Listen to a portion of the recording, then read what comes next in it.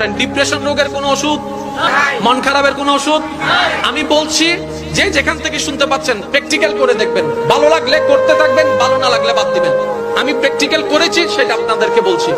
যখন আপনি দেখবেন আপনার মনে বেশি পাথর জমে আছে, আপনার দুঃখ কষ্ট বুঝার মতো কেউ নাই, আপনার চোখের পানির মূল্যায়ন দেওয়ার মতো কেউ নাই, আপনার দুঃখ কেউ বুঝছে না, আপনার কষ্ট কেউ বুঝতেছে না, আপনার আশে নেই পাশে নাই নাই নাই কেউ নাই, আপনি যখন খুব একা মনে হবে, আপনার দুনিয়ার কষ্ট যখন আপনাকে চেপে ধরবে, আপনি কিচ্ছু করবেন না, শুধু একটা কাজ করবেন, যাই নামাজটা পিছিয়ে ডাইরেক্ট সিজদায় চলে যান, ডাইরেক্ট সিজদায় চলে যান, কপালটাকে ঝুঁকাই দেন, নাকটাকে ঝুঁকাই দেন, হাতটাকে ঝুঁকাই দেন, নিজের অস্তিত্ব বিলীন করে দেন, চোখটা বন্ধ করে সিজদার মধ্যে চলে যান।